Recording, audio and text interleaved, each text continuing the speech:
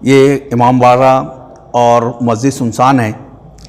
अगर कोरोना का ये पाबंदी नहीं रहती तो अभी इस वक्त तो यहाँ पर कम से कम गई है। आज मुहर्रम का चांद नमूदार हो गया है। हर एक के लिए इस साल ये फ़िक्र है कि हुसैनी मस्जिद पर मजलिस का क्या होगा। गवर्नमेंट की पॉलिसी जो कोरोना वायरस की वजह से हुई है, ये इमामबाड़ा और मस्जिद सुनसान है। अगर कोरोना का ये पाबंदी नहीं रहती तो अभी इस वक्त तो यहाँ पर कम से कम 1000-1200 पब्लिक रहती और मादम मजलिस चालू रहती। जिस तरीके से हर साल होता था उसी तरीके से होता, मगर इस साल कुछ नहीं हो रहा है। बड़े हम अफसोस के मुकाम में हैं। 1 मुहर्रम से 12 मुहर्रम तक के मजलिस चलती है यहाँ पर ज़ोहर बाद, फिर उसके बाद कब्रस्तान में होती है। कब्रस्तान के शाम में फिर यहाँ मगरिब में एक नज़रों का इंतज़ाम होता है जो पूरे सिया जमात के लोग हाजिर रहते हैं, और उसके बाद है तो फिर मजलिस होती है जो रात में 11-12 बजे तक चलते रहती है। मगर इस साल अफसोस कि हम नहीं कर पा रहे हैं। अभी हम बार बार पुलिस से रिक्वेस्ट तो कर रहे हैं कि कुछ टाइम दिया जाए और कुछ लोगों के लिए हमको टाइम दिया जाए कि कुछ लोग के साथ हम मजलिस करेंगे। और यही चीज़ आगे बढ़ के 7 मुहर्रम को यहाँ से कलम मुबारक का जुलूस निकलता है जो शहर के मुख्तलिफ रास्तों से गुज़रता हुआ फिर वापस कब्रस्तान आता है। यहाँ सर से एक अलम निकलता है और लोगों के मन्नत के अलम और ये सब जो रहते हैं घूमते हुए वापस यहाँ जब आते हैं तो कम से कम 100 अलम रहते हैं। उसी तरीके से 8 मुहर्रम का है। 8 मुहर्रम पर जो निकलता है वो कब्रस्तान से निकलता है। कब्रस्तान से हुसैनाबाद ये सब से गुज़रता हुआ वापस यहाँ हुसैनी मस्जिद पे आता है। उसमें भी यही पोजीशन रहती है कि कब्रस्तान से एक अलम निकलता है और यहाँ पहुँचने के बाद कम से कम 70 से 80 अलम होते हैं।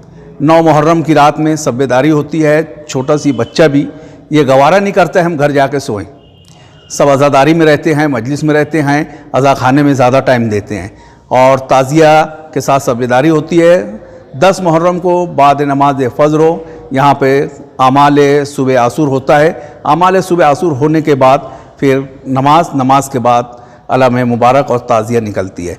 और जो मादम करते हुए सीना ज़नी कमा जंजीर के साथ हम कब्रस्तान गंज शहीदा पहुँचते हैं। गंज शहीदा उसका नाम है जहाँ पे सोहदा को दफन किया गया था करबला के अंदर। उसी तरीके से हमने यहाँ पर भी बनाई है जो ताज़िया और अलम के ऊपर जो फूल और तुरबत रहती है उसको हम यहाँ गंज शहीदा पे दफन करते हैं और पूरा साल वहाँ पर ज़ियारत का सिलसिला जारी रहता है।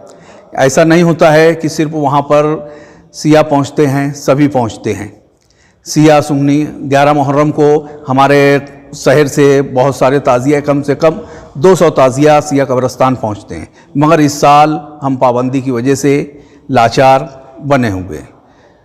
बस इतना ही मेरी गुजारिश है और आप लोग से गुजारिश है कि ये मीडिया तक के पहुँचे कि कुछ हमको यहाँ पर ऐसा कुछ मिले कि हम 20 से 25 लोगों के साथ हम आज़ादारी मजलिस कर सकें। आज़ाद नगर पुलिस स्टेशन के पीआई पारीकर साहब ने हमको बुलाया और चंद ताज़िया वालों से उन्होंने जो महाराष्ट्र गवर्नमेंट की गाइडलाइन उसके मुताबिक हमसे बात की कि भाई किसी किस्म का परमिशन नहीं रहेगा।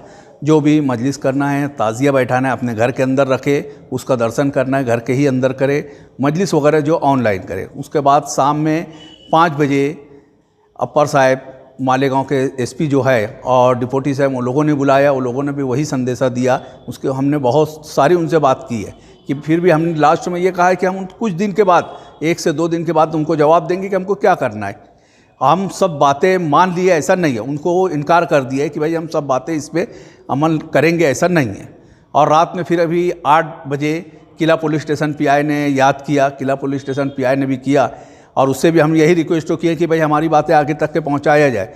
जो हर साल आज ये मस्जिद 1882 में बनी हुई है, जब से आज तक के ये पहला मौका है जो ये हालात में गुजर रहे हैं। और उनसे भी यही हम गुजारिश की गई है कि हमको कम से कम इतना परमिशन मिले कि 20-25 लोग यहाँ मजलिस में जमा हो और मजलिस की जाए। खुदा।